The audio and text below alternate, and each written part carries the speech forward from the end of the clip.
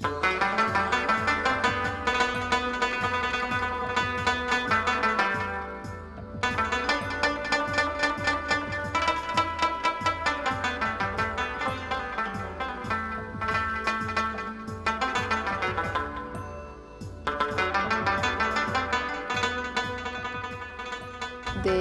international community in general, I mean the people of the world in general, they always talking about human rights, women's rights, and they always condemn the violation of human rights.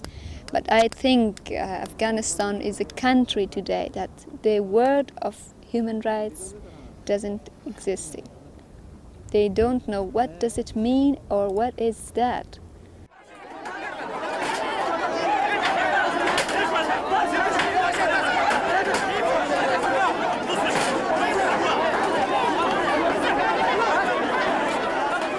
I believe that this is the time that the world should come forward and help the Afghans, because the Afghan war is not a civil war.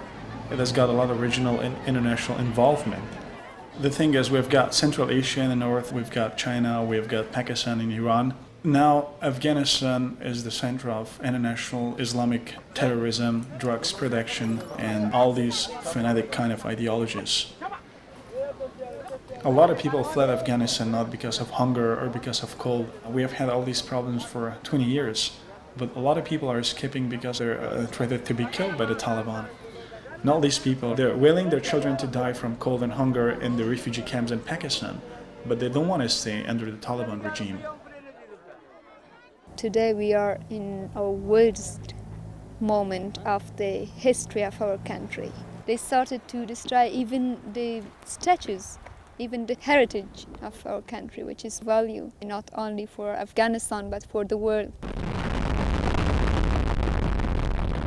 Before the Islamic Revolution, women got membership in the parliament. We have women engineers, doctors. But then when the extremist Taliban came over, they forced the women completely to stay away from any kind of social engagement, like working outside or studying in colleges. They even closed down the primary schools for the women. It's a system to make slaves. And I think it's a very clear, gender apartheid. Wearing burqa is a part of our culture, but before the arrival of Taliban, it was on your own choice. But now the difference is that you have to. You might be sick. As she says, I have to wear glasses. I can't put my glasses on the burqa or under the burqa. Now all the women are prohibited from working. It's a very big problem because most of the families in Afghanistan have lost their male members in the fightings. The women cannot go to the market, you cannot go to a doctor, especially to a male doctor, and a woman's voice should not be heard by men. It's nonsense. Nothing is left for the new generation, and the new generation is going to be a wild one. Yes, I am a Taliban. Did you hear that they destroy all the Buddha statues?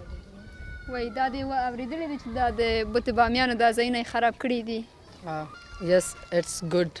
It's good? Yes.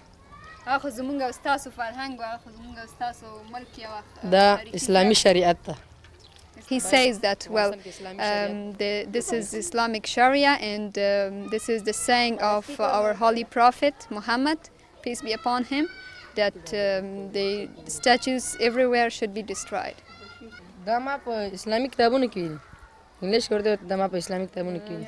He says that I studied this from the Islamic books. I have to say that the school where he is studying is the school by some fundamentalists. That's why he learned all these things.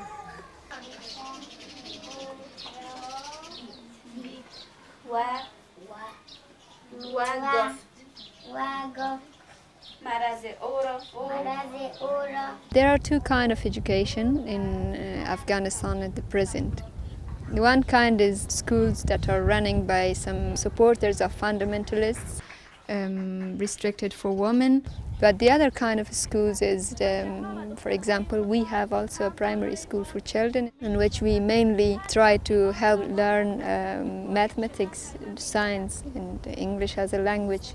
The teachers of our school are never allowed to talk about politics in the classes, to talk about guns. We just encourage them to love peace, to not fight with each other, to not think that the best toy for the children is gun.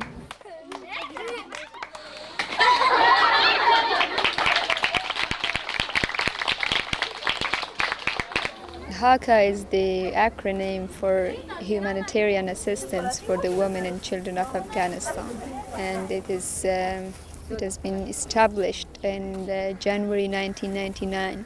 This is a non-profit making, non-governmental and non-political organization which is mainly work in 5 different fields such as education, healthcare, income generation, sanitation and counseling.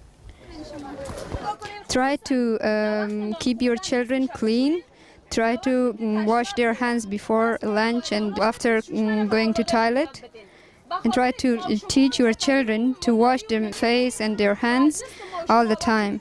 Most of the diseases that you people have is mainly because you don't care about your cleanliness. If you wash your hands, you can not be suffering by different diseases like diarrhea.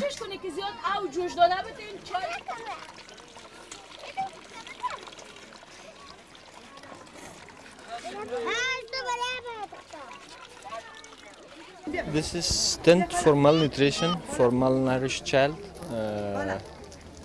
We are providing the supplementary food for the malnutrition as well.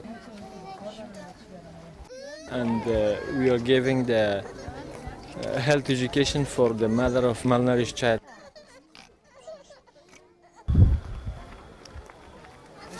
This is tent of minor surgery, and we are providing facility for dressing as well. What happened to this child? He burned 1 week ago. We have the medicine for the main disease, but the death rate is 1 per day. 1 per day, yeah. It is very difficult to help these children to get education because most of them are working daily. And in half time they are working, and another half they are coming to the school. Some of them are working in carpet weaving. Some of them are working in the automobile workshop. Some of them are working as servant in some landlords' houses. And some of them are looking the garbages to collect some plastics, as you say.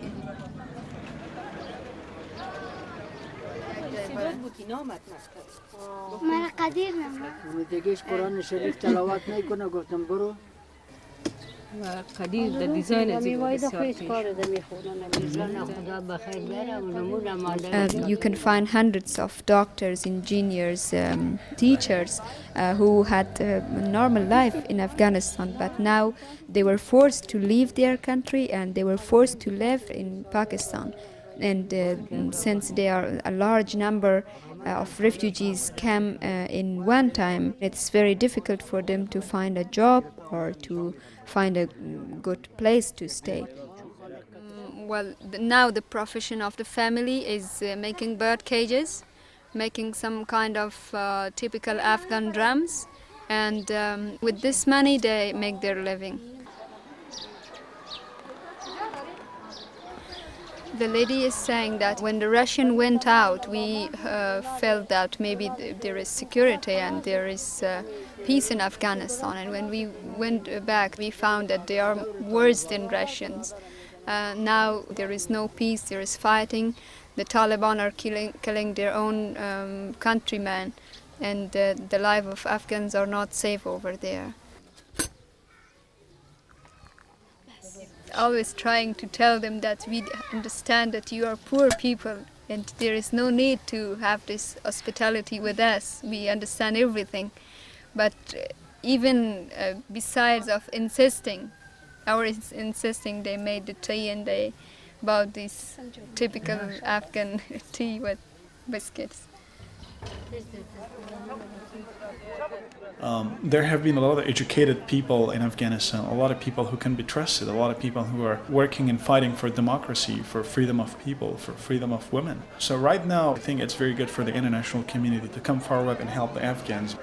We urge our friends living in the Western countries to convey the message of the people who are apparently alive, but their spirit is dead.